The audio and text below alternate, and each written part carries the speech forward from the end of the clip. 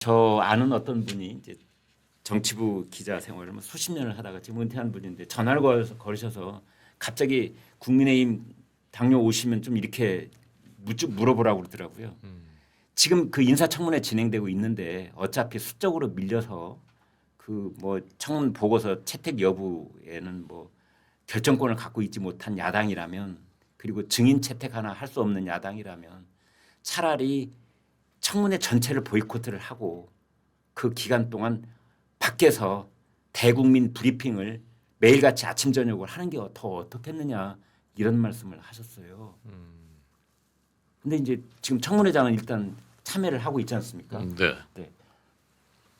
그러면 아마 비판을 많이 받을 것 같은데요. 거꾸로. 예. 왜 청문회에 참석하지 않느냐. 야당의 그게 권리인데 청문회 권리인데. 그냥 그렇게 통과해서 결국 장관에 임명되더라도 청문회 통해서 질문하고 그래서 그걸 어떻게 답변하는지 그 과정 자체를 역사의 기록으로 남기는 거고 국민들께서 그걸 다 보시는 거고 그래서 장관에 또 그냥 강행한다면 그거 자체가 저는 국민들의 마음속에 다 이제 쌓여 있는 것이라고 생각하거든요.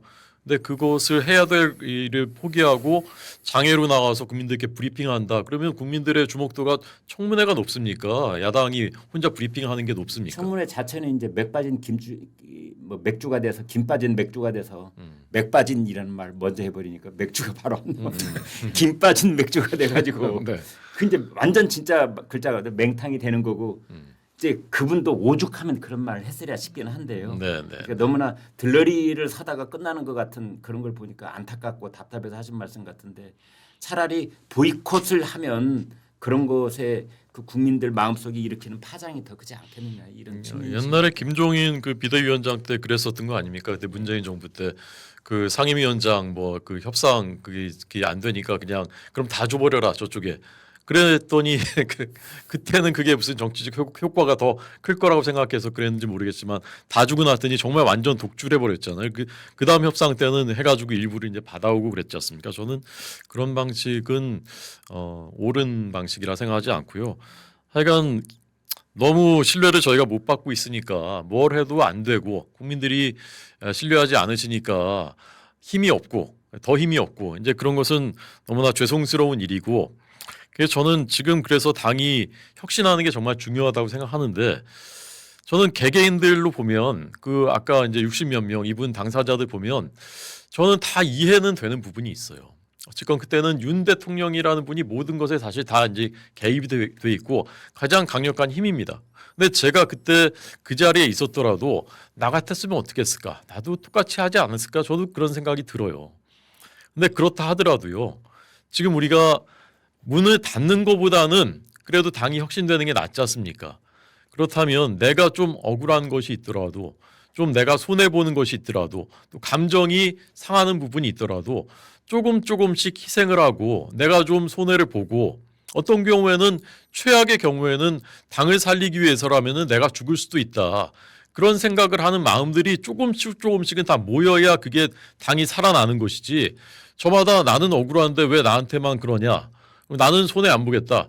이렇게 되면은 혁신이 불가능한 거죠. 혁신이라는 가죽 격자, 죽음이 있어야지 혁신이 가능한 것이거든요. 누군가의 죽음과 희생이 있어야 되는 건데 그게 지금 보이지 않는다는 것이 저는 굉장히 안타깝습니다. 네. 저는 좀 싸울 거면 제대로 싸우든가 네. 제대로 싸우지 못할 거면 아예 포기하고 그냥 무릎 꿇고 사람들한테 반성이라도 하든가. 네. 근데 그 중간 어느 매쯤에서 애매하게 좀 행동하니까 국민의힘이 가장 큰 문제라고 생각을 하고요. 네. 저도 국민의힘의 이제 시의원과 도의원을 거치면서 국민의힘의 어떤 고질적인 문제는 깃발 들고 싸우자라고 했을 때 싸우질 않는다라는 거예요. 제가 그때 이재명 대통령이 시장일 때 제가 야당 간사였었거든요. 네. 뭐 아시는 분들은 아시겠지만 이번에 대법원에서 유죄 취지 파기 환송받은 고 김문기 씨의 사진을 공개한 장본인이 접니다. 그 1심 재판에서 11번째 증인이기도 하고요. 네. 그때 제가 사진을 막 찾으려고 했었을 때 이재명 시장의 저 말이 거짓말이라고 입증하려고 했었을 때 그때 다른 시의원들 국민의힘 고질적인 중앙이든 지방이든 문제인데 네. 싸우지를 않아요. 뒷짐지고 구경하고 깃발 들고 나가자고 하면 네가 좀 싸워. 그러면서 뒤에서는 자기 예산 챙겨 먹고 있고. 네. 이게 저는 지방이든 중앙이든 고질적인 문제라고 생각을 해요. 좀 화끈하게 의정활동 할 거면 하고 네. 말려면 말아. 네. 이런 게 있어야 되는데 국민의힘은 자기만 살려고 하는 그 습성이 좀 강하다 보니까 벌써부터 무슨 뭐 대구시장이 누구가 돼야 된다는 등 경북도지사로 누구를 공천해야 된다는 등 이런 이상한 뉴스들이 나오는 것 아닙니까? 정신 차렸으면 좋겠다는 생각이 드네요. 그러니까 김민석 총리 후보자 지명 처리를 요구하면서 나경원 의원이 혼자 단식을 할 때 저는 몇 시간 만에 거기 한 20여 명 같이 앉아 있을 줄 알았는데 끝까지 혼자 계시더라고요. 그런 점을 또 얘기하는 게 아닌가 싶기도 하고 그런데 아무튼 지금 저희 방송에도 고정으로 나오셨던 김종혁 전 최고가 한덕수 후보로 단일화를 하기 위해서 그 뭐 사전 여기 선거운동 물품들을 준비하느라고 160억을 이미 지불을 해서 헛돈을 날려버렸다. 이제 그런 의혹 제기를 했고 거기에 발끈한 송원석 비대위원장이 또 뭐 법적 책임을 묻겠다 고발하겠다 이렇게 돼 있어요. 이게 160억 이거 뭐 신빙성이 있는 얘기입니까? 고발하겠다고 한 게 권영세 전 참 권영세 죄송합니다. 네. 제가 잘못 말했군요. 네, 네. 권영세 전 비대위원장. 네. 네. 저도 뭐 정확한 전말은 제가 뭐 정확히는 알 수가 없습니다만은 어쨌건 보도된 바를 보면 이 문제를 당무감사 그 유일준 지금 당무감사 네, 네, 네. 위원장이 당무감사를 했는데 네.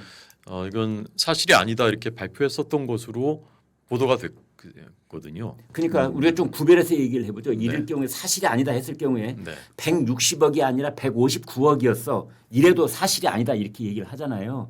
제가 극단적인 예를 들었는 건데 그러니까 한덕수 총리로 단일화를 하기 위한 당 차원에서 사전 준비가 없었다는 의미에서 부인하는 것인지 아니면 있기는 있었지만 이 정도 액수는 아니었어라는 뜻인지 어느 쪽입니까?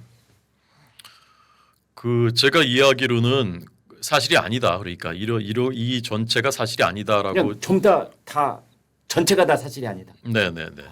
그렇게 그 결론을 내렸던 것으로 저는 봤고 예. 보도 내용으로 봤고 이게 상식적으로 보면 네. 단일화가 안 됐는데 예. 선거운동복을 미리 주문했다. 예. 그래서 160억 원을 날렸다. 예. 이런 일이 과연 있을 수 있을까? 저는 모르겠어요. 왜냐하면 당시에 네. 선거운동 초기에 말이죠. 그러니까 네네. 5월 뭐 13일, 14일 이때 네. 그때 김문수 후보 진영의 이 선거 그 캠페인용 점퍼를 입고 있는 사람들 중에 기호 2번까지만 쓰여 있고 김문수라는 이름이 프린트가 안 된 옷을 입고 있는 분들이 있었어요. 그러니까요. 한동훈 전 대표뿐만이 아니라. 그러니까요. 네. 선거 기간 시작하기 직전에 그 운동복들이 다 왔어요. 네. 그게 이제 그 이름이 안 써 있는 운동복이었어요. 네.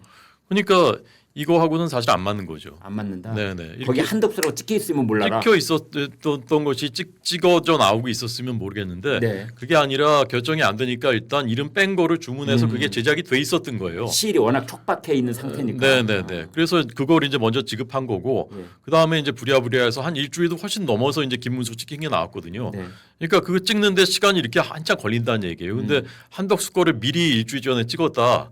그거는 글쎄요. 그 전당대회 후보 확정되고서 확정된 게 5월 3일이었고 선거운동 기간 시작된 게 그때로부터 얼마 지나지 않아서였거든요. 근데 그 기간 동안에 한덕수 거를 따로 다 찍어놓고 이름 안 바뀐 것도 다 따로 찍어놓고 그랬다라는 건 제가 현장에서 본 거하고는 좀 맞지 않는 상황이고 그다음에 선거운동 차량까지 계약했다.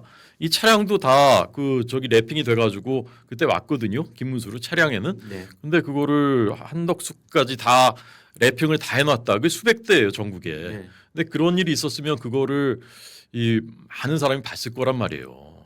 많은 사람이 봤을 거고 관련자들만 누군가 해도 사진을 찍어놨을 예 거고. 관련자들만 해도 굉장히 많을 텐데 이런 일이 있었다. 그러고 그 160억 원을 날렸는데 그러면은 당의 재정에서 그게 어떻게 처리됐으며 회계에서 그것을 감쪽같이 없었던 일처럼 160억 원은 어떻게 날아갔는지 그걸 어떻게 처리했을 것이며 그런 것을 봤을 때는 저는 좀 현실성이 없는 얘기 아닌가 저는 그렇게 이게 봅니다. 최고께서 보시기에 이런 것들이 진실을 규명하기 위한 노력으로 보입니까? 아니면 개파 싸움처럼 보입니까? 아니, 저는 무엇이 중원디라는 말씀을 드리고 싶은 게 네. 지금 혁신위가 운영이 되고 있고 예. 그러면 다른 의원들 내지는 그 어떤 언론에 나와서 이야기할 수 있는 대표 스피커들은 네. 전 전략적으로라도 입을 좀 닫고 있어야 되는 건데 네. 결국 이제 김종혁 최고도 친한계로 분류되는 사람이다 보니까 예. 권영세 의원과 지금 한동훈 대표와의 어떤 갈등이 좀 격화되고 있지 않습니까? 네.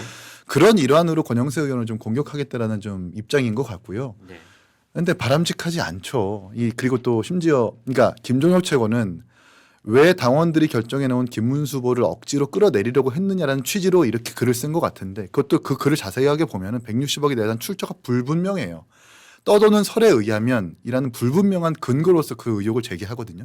매우 바람직하지 않은 거죠. 사실 내부적으로 이야기해도 충분한 것인데 혁신위가 운영되고 있는 상황에서 뭔가 정당의 누군가가 공적 자금을 어떻게 해먹었다라는 취지의 뉘앙스를 느끼게끔 하는 그런 글을 썼다라고 한다면 이것은 뭐 소신이나 어떤 뭐 그런 게 아니라 진짜 내부적으로 뭔가 좀 분란을 일으킬 목적에 저는 그런 글이라고 보고 못이 중헌디 좀 입을 닫고 혁신위에 어떤 집중하게끔 만드는 것이 좋겠다라는 생각이 듭니다. 네. 끝으로 이제 오늘 국민의힘과 개혁신당에서 오셨기 때문에 대본에는 없는 질문 마지막으로 하나만 해보겠습니다. 지금 국민의힘 전당대회가 뭐 8월 중순이다, 8월 19일 얘기까지는 제가 최근에 들었습니다만 그 날짜로 거의 확정돼 갑니까? 오늘은 26일 얘기도 또 나오던데. 26일요? 네, 그러니까 아직 정해진 게 아니니까요. 정해진 게 예, 아니죠. 선관위에서 정해야 되는데 네. 선관위가 이제 그 혁신위의 혁신안이 이번 전당대회부터 적용되느냐 그런 부분들이 있거든요. 예. 그래서 이제 그것이 결론이 맞물려 있는 안 거죠. 내려졌기 때문에 선관위가 날짜를 못 잡고 있는 건데 네. 내부 거론되고 검토되고 있는 안에는 아마 26일 안도 있고 뭐 그런 거 아닌가 싶습니다. 네. 그 당 대표를 뽑는 그 룰은 얘기가 좀 모아졌습니까? 뭐 일반 여론 얼마, 당원 투표 얼마 이 비율 말이죠. 그것도 정확히는 모르겠는데요. 지난번에 8대 2였거든요.